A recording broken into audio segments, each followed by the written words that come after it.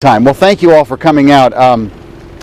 Geoff Paddock, I'm the director of the Headwaters Park Alliance, and wanted to just remind you a couple of things. I brought my little trusty board, so particularly those of you who might be have forgotten or new to Fort Wayne, remember that Headwaters Park does many things for our community. It is and has been and continues to be a large public-private partnership. This was built mostly with private dollars. It is a unique park for Fort Wayne. And I've been involved with this now for over 20 years, since the very beginning back in early 1993. And with the private dollars, not only have we been able to build most of this beautiful park, festival center, the gazebo here behind us, the pavilions, but we've also been able to establish an endowment to help take care of it. And we've been able to work, I think, with a lot of successful festivals, not-for-profit events, and other groups that have activities here. We have activities here, as you know, pretty much year-round now. Tomorrow we have our first walk here on the west side, and then one on the east side, the Lincoln Pavilion on Sunday. And then it's pretty much every weekend between late April and the middle of October, with events on one side or both sides of Headwaters Park.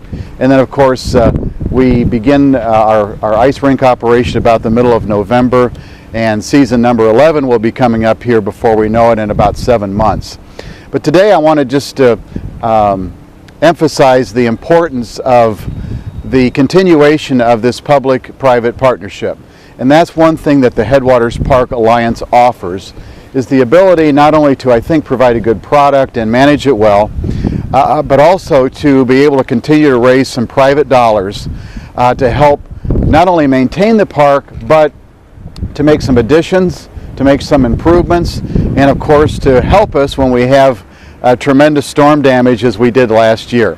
We all remember the June 29th storm, and I was up there in my office in the PNC building now, on the 20th floor, and watching the darkest clouds I've ever seen, and knew something terrible was about to happen. And it was a Friday afternoon, and afterwards I called my colleague here, our events coordinator, and someone who's been with us now for 15 years, and said, "Mike, I'm sure we've got a lot of damage down there." And he said, "Geoff, indeed we do." And so I came down, I think it was around 5 o'clock or so on Friday afternoon, and saw just absolutely the park was devastated, as much of we saw in the city, with downed trees and bushes and limbs. And of course, over the months, over the weeks, and then of course sometimes even into the months, the city rolled up its sleeve and went to work and cleaned up the city. What we did basically was get to work ourselves.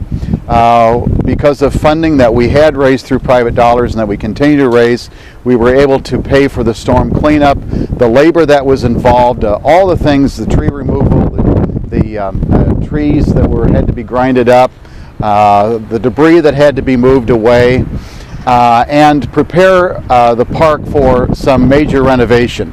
And that was a project that we started then in July of last year, shortly after the storm.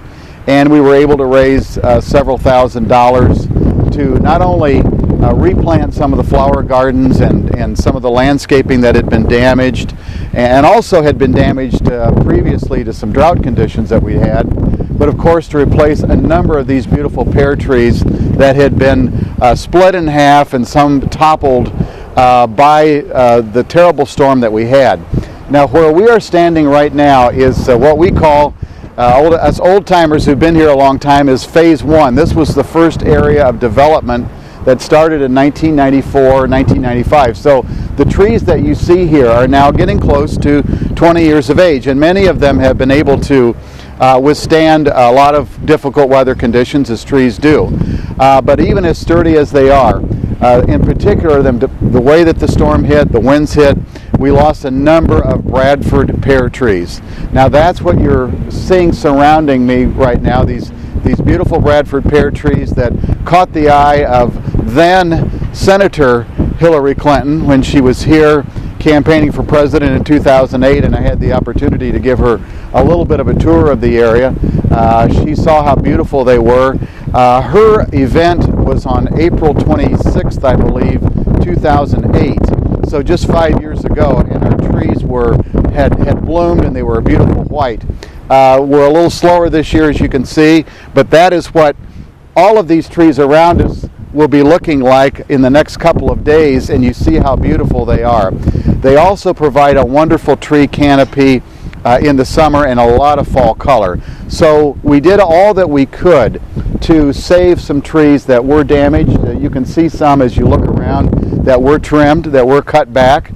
We made an effort to do that, but the ones that were not salvageable, we did have to take down, and we are purchasing now, and you can see planting these others. The other thing that I'm announcing today is that while we have raised a number of dollars to pay for these, we're always seeking new contributions, and also to build up a reserve fund so when this happens again we can be prepared for it. Well, let's see, what did I do with my brick, Mike? For those people who might be interested, we are offering a commemorative. Now, these are our new bricks. Thank you, Mike. And I have the liberty of holding up one here that's going to be placed in one of these trees just over my left shoulder. You can see these markers are quite large. They're larger than some of the original markers that we had, and we're able to enlarge the characters, and so they're a little bit more easily readable. What we are able to do then is offer a commemorative, particularly as we near Memorial Day, that if someone would like to purchase one of these trees that you see here, or another tree in the mark that isn't already tagged, we can put this marker next to that tree. We can engrave up to 36 characters here over a number of lines, and we can put in memory of someone and their date of birth, date of death, or a message, as long as it's a proper message to put in a public park, someone's name, their children, grandchildren, etc. So this is a wonderful opportunity as Memorial Day approaches to commemorate a loved one or a friend, and they can do that in one of the most visible parks, I think, in this part of the state of Indiana. That also helps us to continue to raise private dollars for us to put back for future trees that die and need to be replanted, or storms that come in and have those dollars necessary. This then saves taxpayers money. That's one of the most important things about why the Headwaters Park Alliance continues to operate. We're able to raise private dollars to maintain this park, I think, to a high standard, and also to maintain the ice skating rink and to help with many of the activities that are here for 6 months beginning this weekend. We work well with the City of Fort Wayne and the Parks Department and offer full-time management here to a park that is very heavily used over the year. So wanted to impart that to you. Wanted to see if I could answer any questions. I did want to say that the storm damage with the cost of the cleanup, the tree trimming and then removal, the cost of labor, hauling debris away, bringing in machinery, and replanting the trees that you see here, most of them, about 14 of them, was about $32,000. That may grow just a little bit for a couple $1,000s, but that's around $32,000. In addition, we raised private dollars to do some replantings that you can't really see from here, but part of it's along the flower gardens, and some are mounds and a mulched area over on the other side of the park.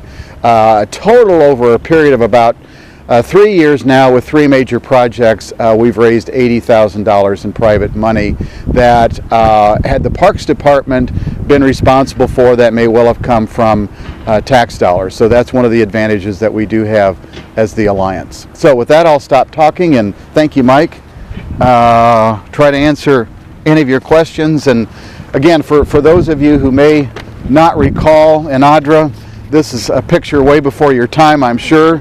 But this is the area what it looked like after the devastating 1982 flood. Headwaters Park does provide flood mitigation. Now again, I get asked, well, how does this help my area from flooding, or keep my area from flooding in another part of town? The answer is it does not. But in this area that we call the Thumb, there was a heavy concentration of businesses here up until the early 1990s, when we started removing buildings that were flooded. It cost the city millions of dollars in costs for flood protection and damages over the years, and now we have mitigated that to much less damage, and when there is damage, usually the Alliance is able to pick the tab up for that. So questions that you may have, or comments, or the fact that you're able to do this without taxation and things like that indicates a sense of ownership and dedication to this park already for the people of Fort Wayne. Well, we never forget that this park belongs to the city of Fort Wayne. It does belong to the taxpayers. Of course, I've been associated with it now for over 20 years and saw it when it was just a piece of ground and some flooded property. So I do take a lot of pride in what we see around here, but we never forget that we're stewards of public property, that we hope we're taking good care of it, and someday somebody else will have the responsibility to do that. So as long as we're here, as long as we can do good things and raise funds and preserve the endowment and plant new trees when they're needed, that helps the community. And the $500 Yes. trees, will those also be pear trees? Those could be, Audra, and I do want to state, as you can see, these are large, what we call large mature trees. The goal here is that once those are planted, you can see where a couple of these will go here. You can see they're working over here today. This is a little behind schedule, obviously, because of the bad weather, but we're getting there, so we're pleased with that. These are large trees. We hope that within a couple of years they will grow and fill out the missing canopy that the other trees that were destroyed were not able to do. These trees are expensive. These that you see here are about $750 a piece. So we're not charging that, we're charging $500, so we're not recouping our entire cost, but we thought that that was a fair cost to anyone who would like to make a donation, and then they get the commemorative marker that I showed you with that. Did I answer your question? Yes. Okay.